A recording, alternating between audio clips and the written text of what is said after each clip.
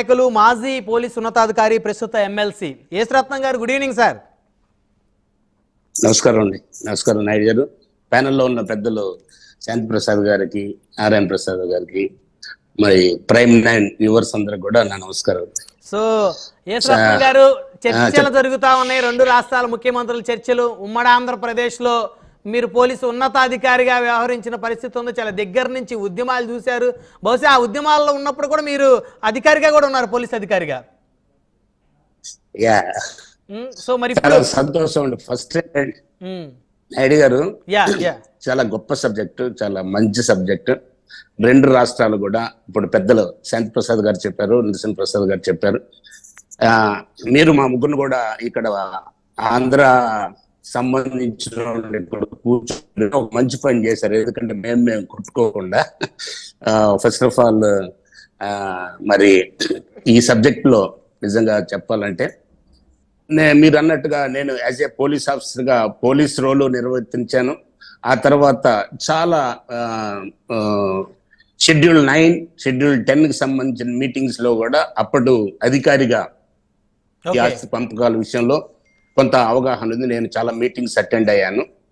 So ఇక్కడ ఏంటంటే పెద్దలు చెప్పిన సబ్జెక్టు నేను మళ్ళీ రిపీట్ చేయటం భావ్యం కాదు. కానీ నేను ఒకటే ఏంటంటే, భగవంతుడు మరి భారతదేశం చాలా ఇన్ని రాష్ట్రాలు, ఇన్ని ప్రాంతాలు, ఇన్ని భాషలు మరి ఏ విధంగా అయితే ఉన్నాయో అదే విధంగా మన ఆంధ్ర తెలుగు రాష్ట్రాలు, రెండు రాష్ట్రాల్లో కూడా మరి రకరకాలైన కల్చర్స్, రకరకాలైన భాషలు, మరి ప్రాంతాలు.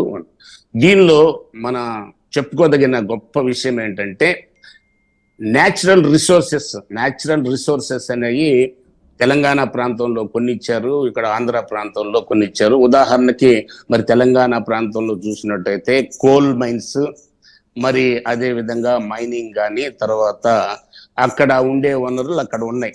మరి అదే విధంగా అంటే ఉదాహరణకి చెప్పుకుంటే ఇక్కడ ఆంధ్రాకి వచ్చేసరికి పెద్ద కోస్టల్ కారిడార్ ఒకటి వచ్చేసేసి మైనింగ్, తర్వాత అగ్రికల్చర్ పరంగా కూడా మంచి ఫెర్టైల్ ల్యాండ్స్ ఉండటం, ఇదంతా కూడా.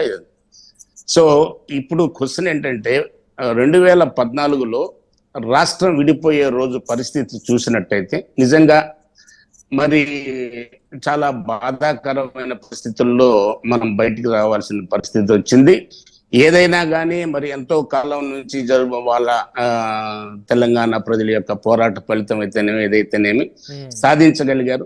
సాధించిన దాని మీద తెలంగాణ సోదరులు కూడా వాళ్ళు ఒప్పుకుంటారు. మరి ఒక విధంగా ఆంధ్రాకు అన్యాయం జరిగింది. ఎందుకంటే మరి స్వాతంత్రం వచ్చిన తర్వాత ఎంతో మరి అందరం కూడా సోదర భావంతో మరి అతి కొద్ది కాలం వేరే రాష్ట్ర క్యాపిటల్ వేరేదైనప్పటికీ కూడా మరి చాలా కాలం, చాలా సంవత్సరాలు మనం హైదరాబాద్ అందరికీ ఉమ్మడి రాష్ట్ర రాజధానిగా ఉంది కాబట్టి మరి ఈ రోజున మరి అక్కడ ఎన్నో మరి ప్రాజెక్టులు కానీ, అకాడమీస్ కానీ, యూనివర్సిటీస్ కానీ, ఫ్యాక్టరీస్ కానీ, మరి నేషనల్ ఇండస్ట్రీస్ కానీ, ఇంటర్నేషనల్ వ్యాపారాలు కానీ, మరి కౌన్సిల్స్ కానీ ఎన్నో అక్కడ ఏర్పాటు చేసుకోవడం జరిగింది. సరే, ఏదేమైనప్పుడు కూడా ఆ రోజు 14లో ఉన్న పరిస్థితులను బట్టి ఒక మేధావి వర్గం అంతా కూడా ఒక కమిటీగా ఏర్పడి అక్కడ ఒక పెద్ద ఎక్సర్సైజ్ చేసేసి ఆంధ్రాలో ఉన్న ఆస్తులు ఏంటి, న్యాచురల్ రిసోర్సెస్ ఏంటి, అదే తెలంగాణలో ఉన్న ఆస్తులు వివరాలు ఏంటి, అక్కడ ఉన్న న్యాచురల్ రిసోర్సెస్ ఏంటి, దాన్ని బట్టేసేసి మరి ఒక విధమైన అండర్స్టాండింగ్ వచ్చేసేసి కొన్ని తయారు చేశారు. ఆ తయారు చేయటంలో ఏదైతే లిస్టు ఏదో సుమారుగా షెడ్యూల్ 9లో ఒక 90 చిల్లర, అదేవిధంగా షెడ్యూల్ 10లో ఒక దగ్గర 140-150 ఇన్స్టిట్యూషన్స్ పెట్టేసి చేశారు. దాంట్లో మరి ఇరు వర్గాలకు కూడా దాంట్లో షెడ్యూల్ 9లోనైనా షెడ్యూల్ 10లోనైనా కానీ సుమారుగా ఒక 25%, 30%, 40% ఎక్కడ కూడా డిస్ప్యూట్ లేకుండా. సో ఈ రోజు నాకు కొత్తగా లేవనెత్తిన విషయాలు చూసినట్టయితే అంటే మొండి వాదనలాగా కనిపిస్తుంది తప్ప మరి అంతకు మించి ఏం కనిపించట్లేదు అనమాట. ఎందుకంటే ఏదైతే ఉందో దాని ప్రకారం మనం నడుచుకుంటే ముందుకు పోతుంది. కానీ మరి చాలా సంతోషం ఏంటంటే ఒక పక్కన రేవంత్ రెడ్డి గారు కానీ, ఈరోజు ఒక పక్కన చంద్రబాబు నాయుడు గారిని మరి అతి కొద్ది అంటే కేవలం నెల రోజులు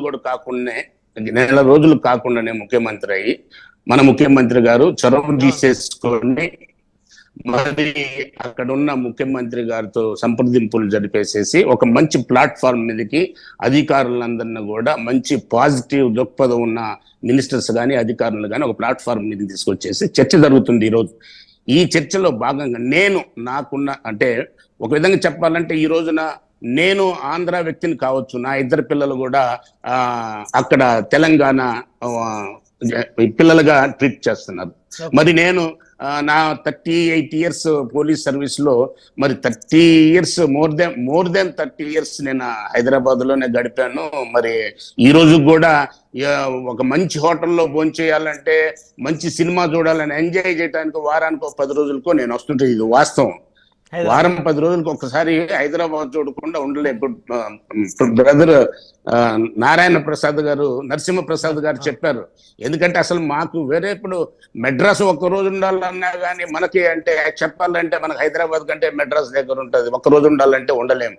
అదే విధంగా ఫ్రీక్వెంట్ గా ఢిల్లీ పోతే ఎప్పుడు వచ్చేద్దాం అని ఉంటుంది, బాంబే పోతే ఎప్పుడు వచ్చేద్దాం. కానీ హైదరాబాద్ నుంచి మాకైతే వ్యక్తిగతంగా నాకైతే మళ్ళీ హైదరాబాద్ రావాలంటే హాస్టల్కి పోయిన, మళ్ళీ గుంటూరు రావాలంటే నేను ఇక్కడే గుంటూరులో చదువుకున్నాను కానీ నాకు ఏదో హాస్టల్కి పోయినట్టు ఉంటుంది. ఎందుకంటే నేను 20 సంవత్సరాలు ఇక్కడ ఆంధ్రాలో పెరిగితే 32 సంవత్సరాలు నేను హైదరాబాద్ లో ఉన్నాను.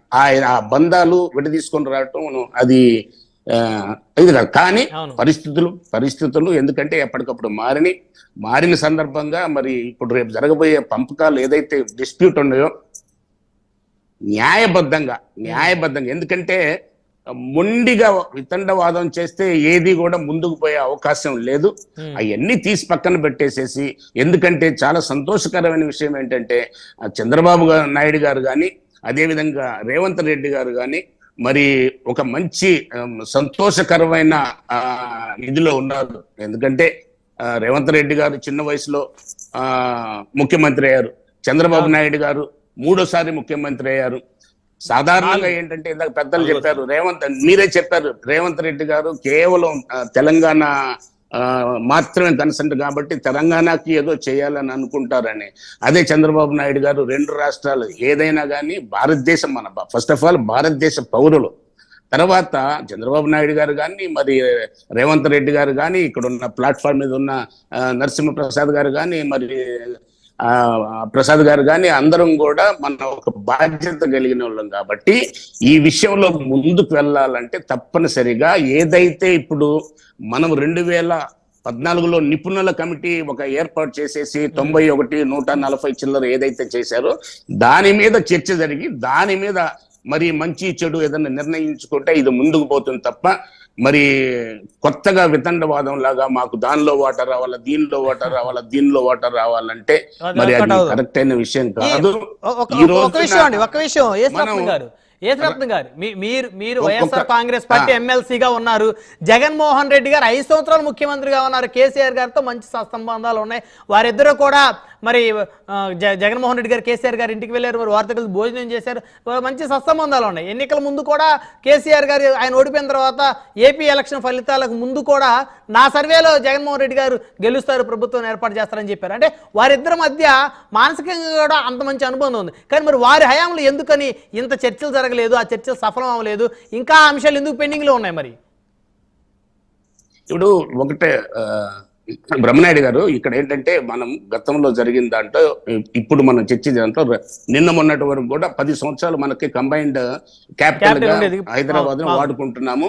తర్వాత వారు జగన్మోహన్ రెడ్డి గారు కానీ మరి కేసీఆర్ గారు కానీ ఎప్పుడు కూడా ఈ సబ్జెక్ట్ మీద ఇంత దృష్టి పెట్టేసిన ఇది మరి నాకైతే ఐడియా లేదు.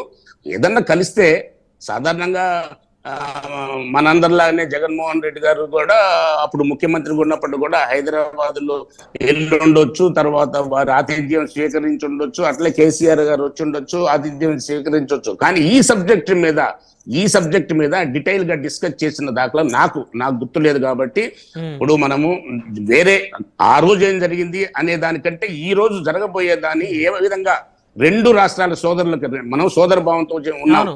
నరసింహప్రసాద్ గారు చెప్పారు, శాంతి ప్రసాద్ గారు, మనం సోదర భావంతో ఉన్నాం. ఏదైతే షెడ్యూల్ 9 షెడ్యూల్ 10 లో పొందుపరిచారో వాటిని డిస్కస్ చేయటం, తర్వాత న్యాచురల్ రిసోర్సెస్ భగవంతుడు ఇచ్చినే, అది మనం వద్దన్నా కానీ కోస్టల్ కారిడార్ తీసుకుపోయి వాళ్ళకి తెలంగాణ పెట్టలేం. అదే విధంగా అక్కడ ఉన్న బొగ్గు గనులు తీసుకొచ్చేసేసి మనం తీసుకోలేము. ఇవన్నీ కూడా సాధ్యం కాని విషయాలు. కాకపోతే ఇక్కడ ఏంటంటే మరి ఈ రోజున కేవలం చంద్రబాబు నాయుడు గారు హయాంలో, మరి రాజశేఖర్ రెడ్డి గారి హయాంలో కంబైన్డ్ స్టేట్ లో మరి అక్కడ ఐటీ ఎంత అభివృద్ధి చెందిందో మనందరికీ తెలిసిన విషయమే. ఐటీ ఎంత అభివృద్ధి చెందిందో మనందరికి తెలిసిన విషయమే. మరి ఈ రోజున కేవలం ఒక పేపర్ ఇక్కడ నుంచి ఇతర దేశాలకి ఒక పేపర్ ఐటీ రంగంలో ట్రాన్స్ఫర్ చేస్తే మరి కొన్ని లక్షల కోట్ల రూపాయలు ఆదాయం తెలంగాణ గవర్నమెంట్ కి వస్తుంది. కేవలం అక్కడ మిషనరీ లేదు, ఫ్యాక్టరీస్ లేవు, గోడలు లేవు, స్లాబులు లేవు, ఏమి ఖర్చు లేకుండా కేవలం ఒక ప్లగ్ తీసుకొచ్చి ఆన్ చేసేసి కంప్యూటర్ ఆన్ చేసి ఈ పేపరు అమెరికాకు, లండన్కు, రష్యాకు, జపాన్కు అక్కడ పంపిస్తుంటే మరి లక్షల కోట్ల రూపాయల ఆదాయం వస్తుంది. ఆ లక్షల కోట్ల రూపాయలు వచ్చే ఆదాయంలో ఆంధ్రాకి ఇవ్వమంటే సబబా? అడగాలి మరి. ఇప్పుడు యేసరత్నం గారు ఇది దీనికి ఏం ఖర్చు లేదు. ఒక్క నిమిషం యేసరత్నం గారు మీరు అడగండి. ఆంధ్రప్రదేశ్ రాష్ట్ర శాసన మండలి సభ్యులుగా మీరు అడగండి.